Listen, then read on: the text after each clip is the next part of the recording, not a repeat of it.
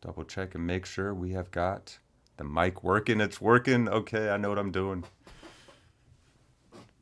I also got a new camera for the podcast, but I have not been able to solve a latency issue. I'm not sure what it is, but this old camera's working fine, so we'll use this one today. So let's start off with the little one. He is I, and I am him. The leaf is the tree, is the root, is the stem. And these lives that collide are intertwined in the end. Very simple, straightforward. The leaf is the tree, is the root, is the stem. We think of ourselves as separate. We have these individualized perspectives through which we experience the world. But we also know that we are consequent of earth and sun. We spring out from this earth. We're like extensions of it, living, self-reflective extensions, in fact. We even call ourselves earthlings. Yet we can know intellectually that we're like, constantly sharing, trading atoms with everything and everyone around us. We can know that we spring out from this earth and that this universe is, as far as we can tell, just one grand thing. Perhaps there's multiverses, but even those would all be inside one grand thing. So we get this idea of oneness, but it's something that we can, in fact, experience through higher states of consciousness, through mindfulness, meditation practices, through music, through art, through ritual, and sometimes just randomly, uninvited, without you even expecting it. We can experience this. Beyond the intellectual idea of oneness, we can actually experience that oneness. And, I share these poems with pictures when I'm sharing them up on the Instagram. If you guys would like to follow there, it's Christopher.Kinley. That's for those of you listening on the audio side of this podcast, it's ChristopherKinley, Christopher.Kinley, Kinley. And that's K-I-N as in Nancy. And the picture here is of some trees during early March. They haven't gotten their leaves on yet. And I wrote, "These trees have me feeling a Jiddu Krishnamurti quote that just hits home the further we go." And the quote is, "The world is you, and you are the world." And this reminds me of something else. And in the poem, I'm kind of referring to this. There's also an old quote from a great sage or teacher from India known as Ramana Maharshi. And when his students who are learning, meditation and all this from him, asked him one time, okay, so how to deal with others? And Ramana said, "There are no others." I really love that orientation to life, that we can take such a posture, that we can approach life in this way, as though there are no others, like everyone is just a piece of one's own self. To hurt another is to hurt yourself in the realest sense from that perspective. So let's go on here. So Krishnamurti says, "The world is you, and you are the world." And he writes, or he stated, and I believe somebody actually logged this, "Realizing that the world is you, fundamentally, deeply, not romantically, not intellectually, but actually, then we see that our problem is a global problem. It is not my problem or your particular problem. It is a human problem." The problem he speaks of is, or speaks to, is the cause of unnecessary misery or suffering in our world. Krishnamurti goes on, "We are the world. The world is you and me. The world is not separate from you and me. We have created this world. The world of violence, the world of wars, the world of religious divisions, sex, anxieties, the utter lack of communication with each other, with no sense of compassion, consideration for another. Wherever one goes in any country throughout the world, human beings, that is you and another, suffer. We are anxious. We are uncertain. We don't know what is going to happen. Everything has become uncertain. Right through the world as human beings, we are in sorrow, fear, anxiety, violence, uncertain of everything, insecure. There is a common relationship between us all. We are the world essentially, basically, fundamentally. The world is you, and you are the world. Realizing that fundamentally, deeply, not romantically, not intellectually, but actually. And there can be a shift. Because we can tend to blame the world outside, other people, events, until we get this shift on how we perceive and experience the world. We may begin to see the world more through eyes of love rather than eyes of fear, as the great comedian Bill Hicks once put it. So it's all about how we orient ourselves. How are we choosing to respond to the world? So, a little piece there for y'all. Let's go on to March 16th. The seasons move with new intensity as the rate of change increases. How readily now does our collective ego trip and bare its teeth at everything, spawning new hates and new insanities. Some hearts remain loving, and there is no one to blame. Of course, the natural route is predictable enough.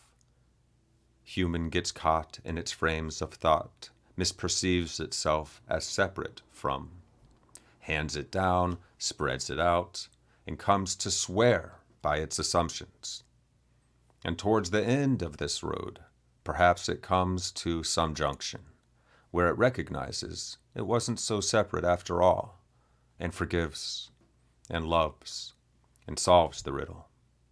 Until only once every 4,000 years or so, when the forgetting has gone on too long and the old civilizations begin to crumble, does a time come when a higher mission is called upon the people. And the courage to metamorph must now be summoned, to transition, to shift from one phase to the next, for the good of one and all, for the uncounted generations to come. For the good of one and all, for uncounted generations to come, is at stake and more. For all the while we are self-lit, shining out from nothingness, like an infinity-faced diamond, emitting the light of so many ever-changing consciousnesses out into the world. How to forgive oneself for all the holy moments misspent, says the mind, as melodramatically as ever, with so little time to make up for it all, as a sweet, self-defeating addendum. A headache thumps, the mind succumbs, breathing through the overwhelm. The heart hears, senses, and vibrates its resonance. It's a human complaint, and still so much part of the play. Let it be enough to love. May the world of miracles forever unfurl here. Let it be enough to love. The charge, then, is as it has always been. Let us take the beauty and carry it forward. And that's an homage to a great friend of mine, Gary Burgle. He's on a previous episode of this podcast. If you search through the episodes, you'll find that. He was a professor of mine that really has made a great impact on my life, become something of a mentor. Great human being. And he loves to say, let us take the beauty and carry it forward. And he often raises this as the response to any particular social ill or societal major disagreement that's ongoing in the present current world affairs. And it's some of the greatest advice I've ever gotten on how to approach the world, even in times of great distress and disagreement and fomented division. Take the beauty and carry it forward. Thank you, Gary. Let's move on. There's some singing videos rocking out. You guys can hear that on American Dharma Band's YouTube, or go and stream some of our music off of Spotify or wherever you like to listen, if you'd like to check that out. Moving on to March 22nd, 2021. Suddenly and softly, with the spring in her arms, wings pushing air like fins fanning through the water, a turn in the air to another part of the stream, floating easily over the fallen oak and birch below, flapping lazily to drop and float again, in a nice still place with spots of sun and a squirrel that's come to have some water. Neither seems bothered. And I might as well be part of the stream. And I wonder how we ever left the stream. Forgot the stream. How it peaks and overflows as its presence is known and gone into. It breathes as the wind, shines as sun and stars, a light in every eye, exists through every form. Life in a full-on creative charge, springing out again towards the sun and stars to sway and soar, fill and explore the vast spaces that surround.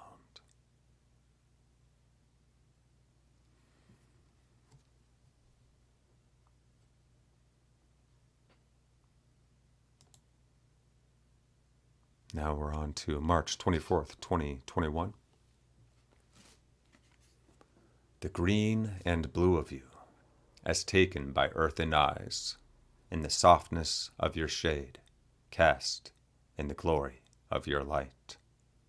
We stroll and leap across your roots, and play along the places you have traced over ages, riverbanks and waterways with worlds upon worlds living beside them. Each in their own voices have their stories to tell, their own spells to spell, their own prayers to sing. We reach to commune and find we are already being.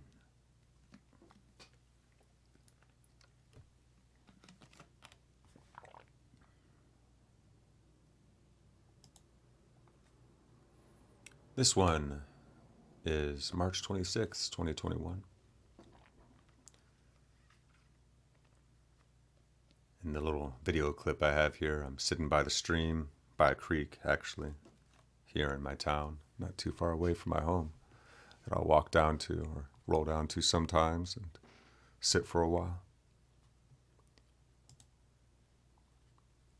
The poem goes, we mind these moments for proofs of harmonic resonance, which naturally exudes everything. Not unlike how we always see our noses, but have grown so used to forgetting. Yet in our simple gratitude, we find we may know these holy places by their designs.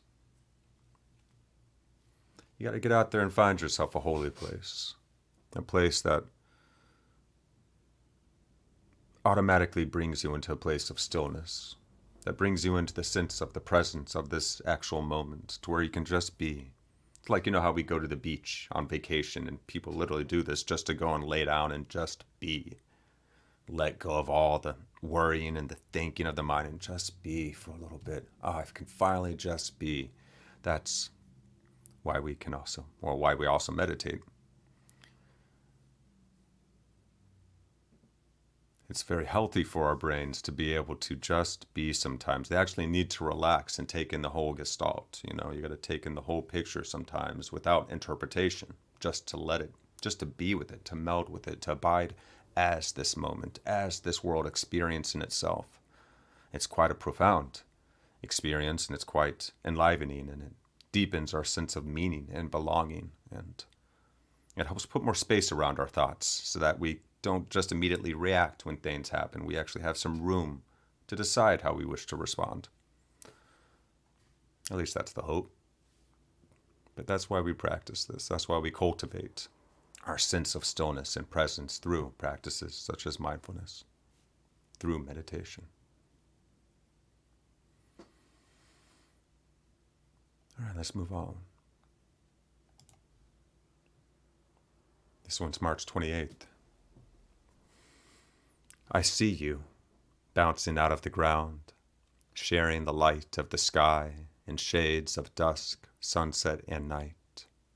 Tonight, I write to remind how you were dancing here, soft in the wind, for the sun, the soil, and now midnight uncoils into 1:33. Should have this and should have that at the end of a perfect day. But I like to think it's good.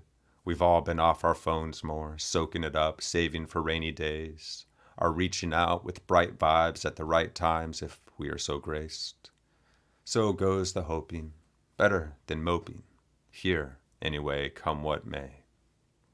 I got a prayer for the hopeless, the most nihilistic sophist with a battle axe to swing, on to the merely jaded, cocooned and waiting and debating over which branch to swing at next. Aim at your highest vision, with persistence relentless. Care not for who witnesses, or how and what may come, nor what came before today. Attend only to this moment, with attention on this alone, for the seeds we plant today become tomorrow's blossomings. Mind can chart its way along to act and move with clear resolve, just fine on its own anyway.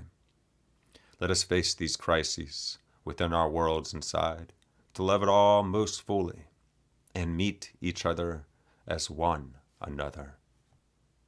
Without images, in this moment, and come out of this brighter and stronger, more resilient and united, and heal and cure and solve, encourage, innovate, create, as we have only ever dreamed, while we're still here dreaming, rowing and rowing, pushing on, rolling on, like Sisyphus in love with his boulder to shoulder up this mountain and roll it all over and over, back and up and back down and up all over again.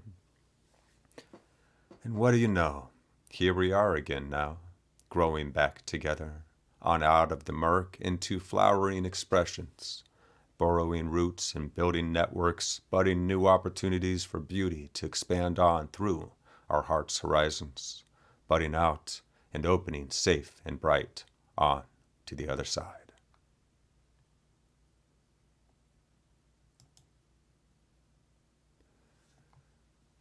March 30th, 2021.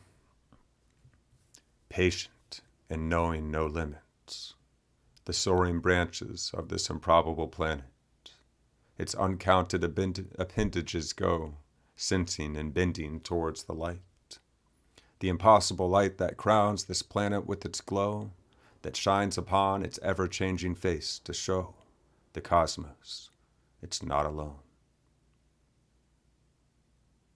Isn't it interesting that in a limitless universe, as far as we can tell, with no other life such as ourselves, that we have become self-reflective, aware appendages, extensions of this cosmos,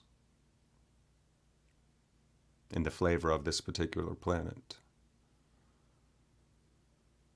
The soaring branches of this improbable planet. And don't trees strike you that way too? Patient and knowing no limits. They always find a way to grow, and they aren't like us. They don't seem that they can complain. They just do it. The impossible light that crowns this planet with its glow, our sun, that shines its ever-changing face. All bending toward one another, branches and rays of light, as though to show the cosmos it's not alone.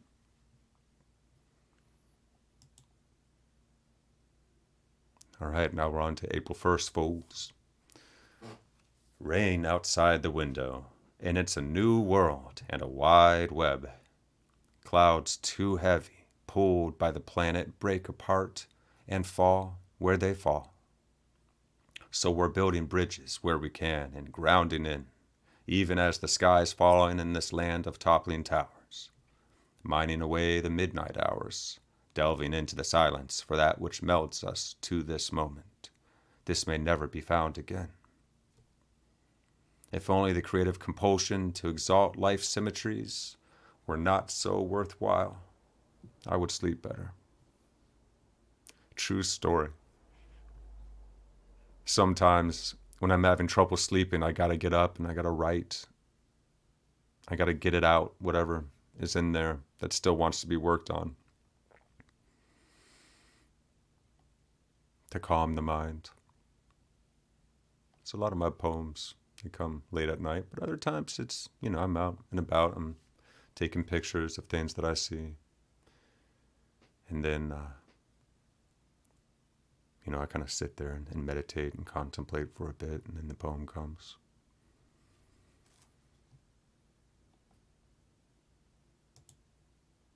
All right, on to April 4th. Blue, like the colors of... Let me start that over. Blue, like the color of eyes closed, comfortably poised with head to the sky, clouds reflecting sunlight onto closed lids, behind which everything is open. A songbird goes with the wind. It surfs and drifts, and with a few precise, almost imperceptible adjustments of wings and bodies just so, it alights upon a high branch, where it's singing still. The aerial acrobatics of birds has always amazed me. And just watch them sometime with a fresh sense of wonder and look at them and watch how on point they are. They're amazing. Like, they will dive and twirl, and then you'll notice how their wings will do like a quick like flaps to like give them some counter movement, and then they'll like do this weird curve and like land perfectly on a tiny little branch, a tiny little twig of a branch. And it's, I had to put it into a poem to even describe that very well. A songbird goes with the wind, it surfs and drifts, and with a few precise, almost imperceptible adjustments of wings and body just so, it alights upon a high branch where it's singing still. They just flow. I love it. It's so cool. And that color of blue, when your eyes are closed, but you're looking at the sky, the sun is shining on your eyelids. Clouds reflecting sunlight on closed lids behind which everything is open. Everything is open here in this world to us.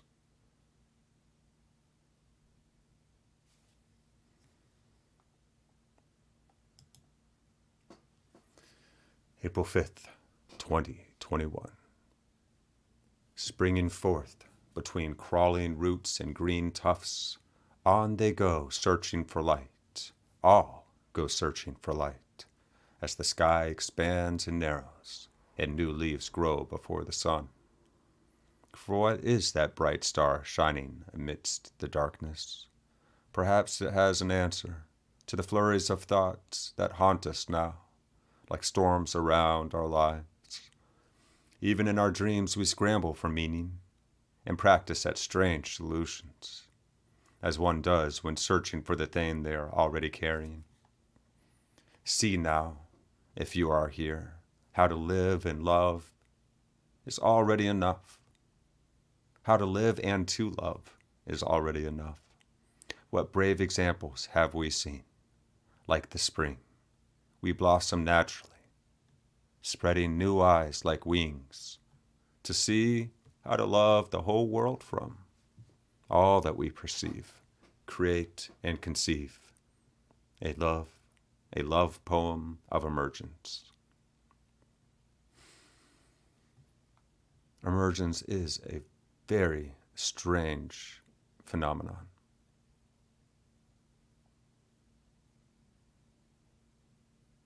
How two things can come together and create something entirely new that cannot be accounted for by the constituent parts of the two things that created it. Somehow something entirely new can come about sometimes, like consciousness.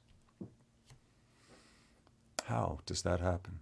It's very interesting that that is built into the universe, this law of emergence. We don't have any real actual explanation for it. It's just this elegant aspect of our universe.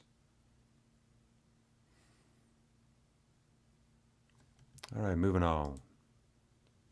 This one is April 14th, 2021. Little clip of cherry blossoms with bees buzzing around. It's almost too much for eyes to take, this world. It feels it's about to fall apart and blow away in the wind. And I hear how our hearts are hurting when we ask in the midst of all this seeming hopelessness, why should it reform itself over and again? For what? And I don't want there to be any other reason than love. Is there any better reason? Because this world does go through these cycles and it reconstitutes itself. It breaks itself down sometimes and rebuilds itself. Firefighters and earthquakes and lava and so on, we go through this, and it's such a beautiful world, and sometimes it's almost too much for us to take because of the fear and the pain of it falling apart and blowing away in the wind. And in hard times, it can seem hopeless, and we can ask ourselves why.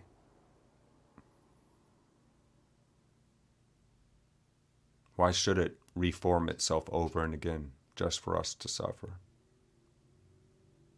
And I don't want there to be any other reason than love, because really, one of my greatest or favorite sayings that meditation teacher Adyashanti stated once is that there is only love, and then there's the symptoms of lack of love. I really like that. There's only love and symptoms of the lack thereof. There's a little paraphrasing of that.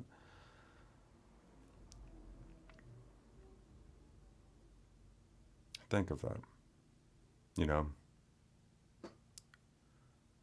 I worked in a mental health facility for a while in a step-down unit, and every single one of the people that were discharged from the mental health facility, where people were like inpatient, into the step-down unit, which is like a family home that people move into like 5 at a time, and there's a whole team of employees there to help them acclimate back into normal life, help them get jobs, help them get apartments, things like that.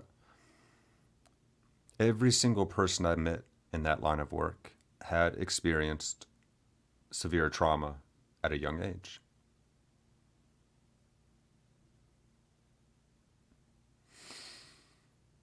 So it's like it can happen to all of us. And when we're treated with lack of love, there comes the symptoms of lack of love. But when we operate through an orientation of loving, like unconditionality, let's say,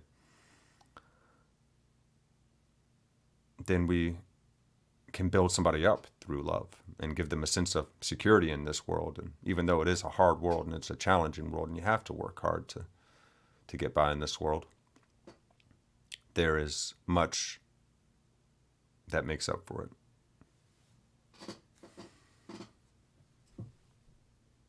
But the love helps us find that patience to get through, that gratitude for what's good, what's great in our lives, and the great gift that we all have, this capacity for love that we can share with others. So even when we're feeling like crap ourselves, we can help somebody else. And I love how it's built into the human species that in doing so, it somehow releases a self-healing capacity within ourselves when you help somebody else. We are actually made this way, to be sociable, to care for one another, to help one another. And when we do so, you get a release of positive feeling endogenous chemicals in your own body. That's so cool to me that our species is built that way. That's part of our interconnection. We think better together. We act better when we're working together side by side. We empower each other. We're like ants, when we build something. We're so much more capable together than we are alone. Even those of us that are introverts still need other people. We still need interaction.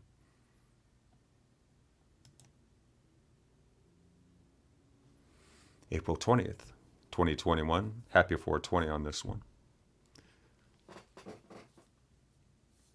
They meander in the hallway this morning. It's a new perspective. Until the parental figure kicks them back to their bedrooms. School is starting. Get on your computers. A world confined to dim rooms and glaring screens, but a peek out the window shows how the grass shines in the morning sun and calls for feet to play.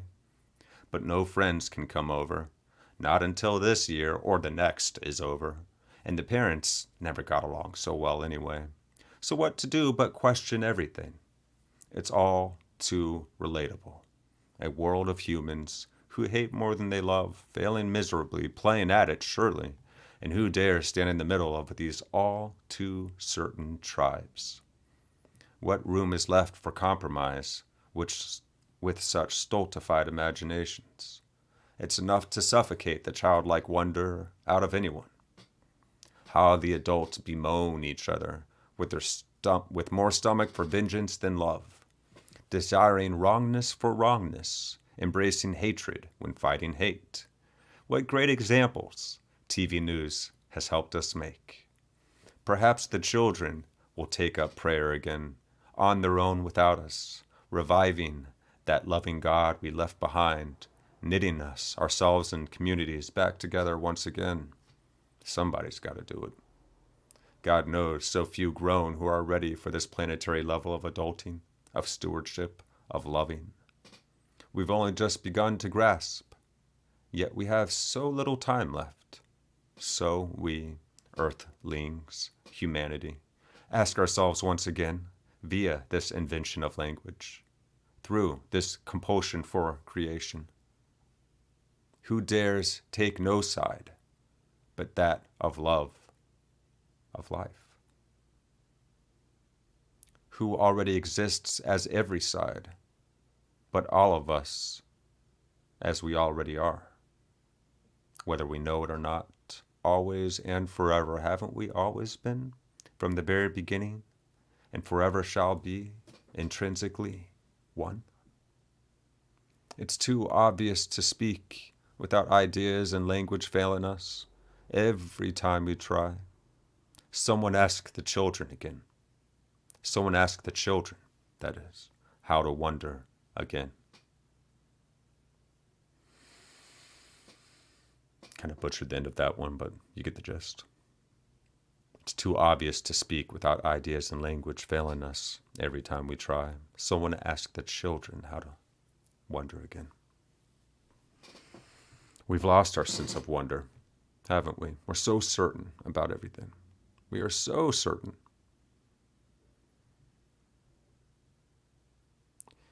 I found in recent years that it's helpful to let go of one's certainty, to leave room for new information, because you never know. I think it's very helpful if we orient ourselves such that it's most important for us to find out what is right, what is true and good for one and all, rather than just really getting, affected over being right ourselves. Because we ourselves get personally offended when a piece of information that we've identified with turns out to be incorrect. It doesn't matter. It doesn't mean that you are anything. We all get fooled, and we all take in so much information. Let's say it this way. There's such super sophisticated psychological operations ongoing these days, multi-billion-dollar psychological operations, using our emotionality against us to bypass our rationality, our better senses, to manipulate us. That is nobody's fault if you've ever had anything wrong. It's okay. And, I'm okay and I'm excited. I don't care if I'm wrong anymore. I'm excited to find out when I'm wrong about something because I just want to know what is true and good for one and all. So change the perspective, flip the perspective entirely, and be okay with being wrong. It's all right. You can hold things on levels of certainty, but ever being completely certain about anything, it started so many friggin' wars. It's divided us so completely. We close ourselves off. We get so attached to our ideas that we get possessed by our ideologies. And then we think someone's personally attacking us when they tell us something about what a what the side that we believe in or we follow when someone says that something about it or something that it is believing in is wrong. We take it personally. We don't need to. It's a dumb game. Anyways, I could go on for a minute on that.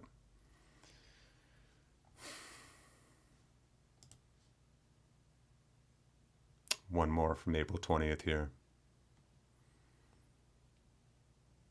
Blue skies and miracles at every turn, patterning out into the empty. They fill themselves out until there they are, waving fluidly in the wind. Stop and ask a tree what it is aiming for, and it will always answer. The light, of course. With the record of its patient efforts and the shaping of its being, by the slow movement of every appendage turning, saying nothing, letting the wind and bees play off its leaves and limbs so that whistles and wings speak for it. I don't even remember writing that one, but I really like it. And these poems write themselves. Who am I without the earth, without the trees, or without the nature, or whatever the moment is that inspires a poem? Who am I without the pen? Who am I without everybody that I've come into contact with throughout my life? We really are consequent of everything and everyone we've ever experienced. And of course, we put our own original twist on things, but we really are one interconnected thing. And it's so easy to forget that. When you experience it, you're like, oh yeah, that's right, I forgot. I forgot my whole life somehow, but somehow I feel like I've always known this too. It's been right under the surface. It's like we're fish in water. This metaphor. We're fish in water that don't know that we're in water because we've always been in water. Don't even know what water is. It's just life. It's like that. We're always in this moment, and we're always actually inexorably one with everything and everyone around us. But we do have these unique, individualized perspectives. It's so cool.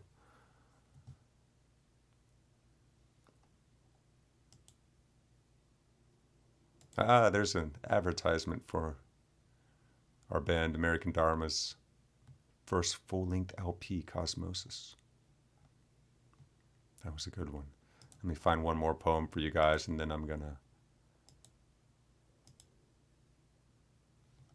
go ahead and close it down for the evening. All right, we're into May. May 15th. I remember this.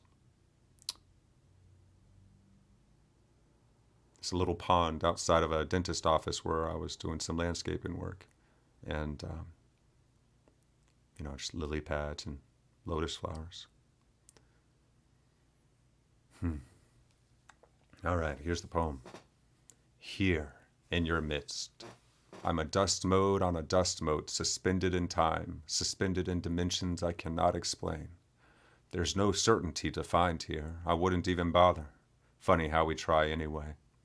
I'm a figment of your imagination, a character of mental ideation, unless you see without the story and are free of our old images. We share this struggle, for in all those moments of forgetting, this is how you are for me. And what a reckoning to remember how we are, behind it all, identical and beyond measure. It's when I see the you behind the idea of you that I've held on, that I've held for all these years.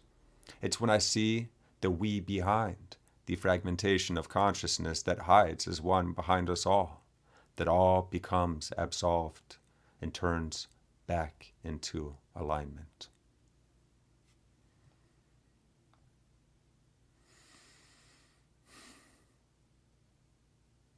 You know that old quote, I think it was Carl Sagan. There was a satellite traveling through the solar system, I think maybe to Pluto or something. It was going a long way. And he suggested that the scientists turn it around at one point to look back at Earth. And they're like, what's the point of that? It's just going to be a pinprick. And he's like, yes, but. So they did that. And it's one of the most famous pictures ever because you literally see Earth in like a ray of light from the sun. And it's like tiny, like a grain of sand. And it's like a dust mote on a dust mote, as he said. There's no certainty to find here. The only thing that we can ever truly be certain of is that we are here and that we are now in this moment. We can't even say if reality is real or if it's some kind of matrix, simulation theory kind of thing. But we know that we're here, aware in a moment. That's the only thing we know for sure, 100%. Even science itself is just getting to as close of approximations as we can to be able to solve a problem enough to be able to do something new. But nothing is ever perfectly explained. It's like we never get to the bottom of things. There's always infinite more after each new discovery to discover. And then when I'm talking about I'm a figment of your imagination, we all experience this. And in fact, we all do this. This is life. We all become misidentified. And we think that we are our self-image, We all have a self-image. But that self-image really is an accumulation of ideas and thoughts and things that we've built up about ourselves over time. Ways we like to present ourselves, and then even our most private inner thoughts about our own selves. All of our conditioning, all of our upbringing, all of our life's experience. Our reflections on that, our opinions on that, all of this is an accumulated jumble of thoughts and ideas, and that is what we think is ourself. And then when that thing gets attacked by somebody like insulting you, that's what is getting offended. It's so funny that we become misidentified thinking that we are ideas of self rather than the thing that the ideas come up in. Because if you notice, you can be aware of your thoughts as they come up in your mind. So who is the you that has the thoughts? Can you describe yourself without words? Of course not. But you can experience yourself without words.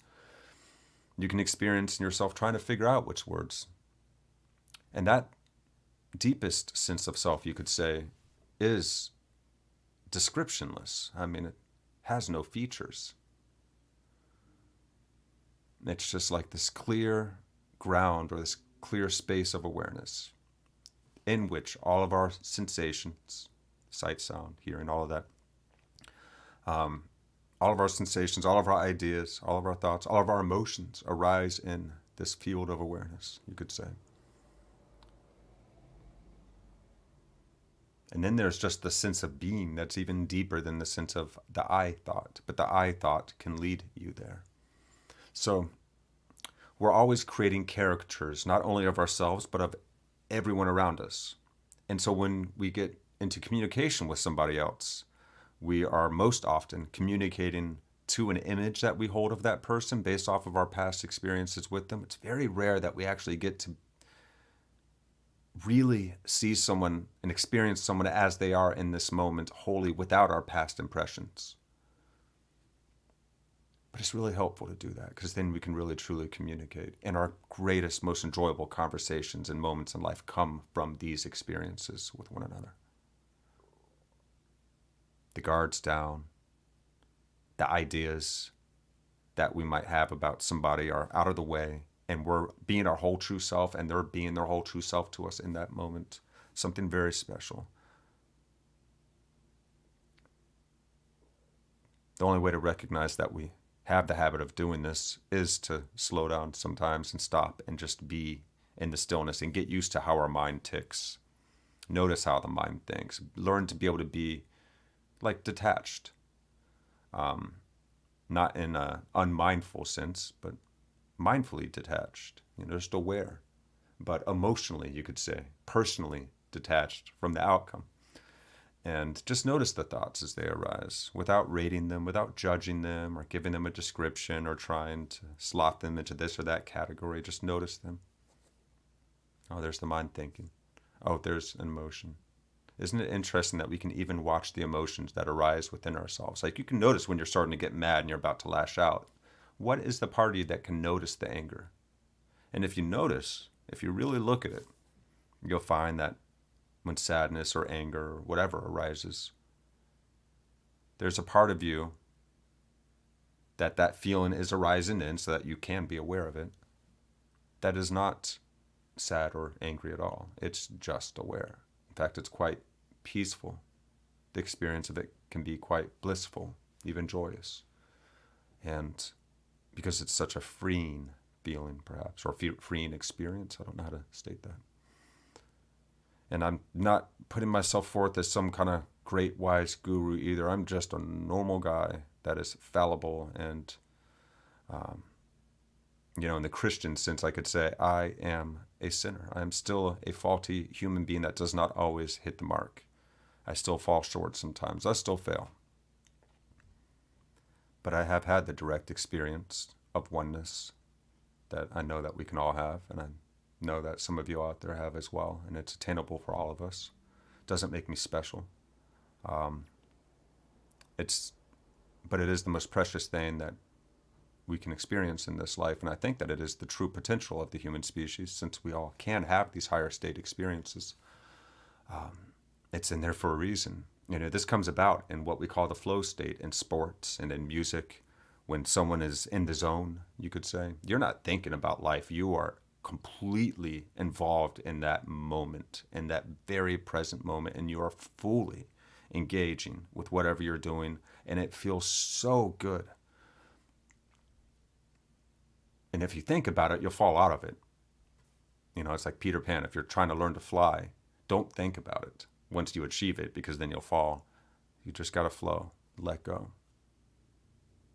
Let your training, your preparation come forward, and have no attachment to the outcome. Just enjoy, just be there, fully engaged with what you're doing. We can live our whole lives this way, but we've lost track of how to do that, maybe to some extent because we have lost touch with some of those ancient wisdom traditions that we used to practice together. And maybe it's that we've still been refining these because our cultures each have their own unique ways of experiencing higher states. Every single culture on the planet, in fact. And they all speak of that innate oneness. They all speak of love as the highest. They all seem to point to the same things when you get to the very bottom of them. They just come from different angles, you could say. And what an exciting time that our ancient wisdom traditions, our religious and spiritual traditions, and philosophical traditions get to come into conversation now, complementing and picking up where each other leave off in some cases, and really filling out a larger potential for us all. Anyways, I could blab on for a while here, guys. This has been about an hour here that we've been going. We got through a couple months of poetry. That's good. I just threw this together yesterday, and then, like I was saying in the beginning,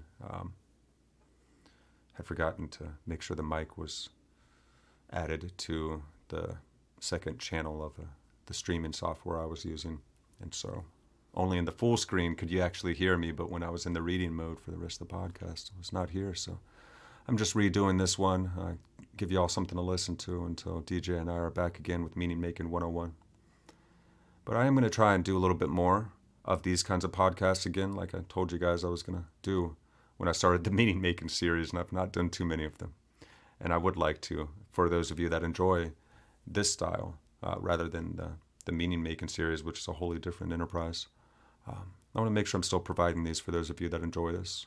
And if you all are out there and you enjoy writing or creating, singing, making art too, share it in the comments wherever you are, whether it's on iTunes or on YouTube or Twitch or Facebook, wherever you're listening to this, because this is live streamed in 3 places at once. As I just said, Facebook, Twitch, and YouTube, but it's also an audio podcast on Spotify and Apple and Google and Stitcher and all the podcast places. So we got a large audience on the audio side, and I'd love to see some of you guys share some of your creative ventures and encourage others out there.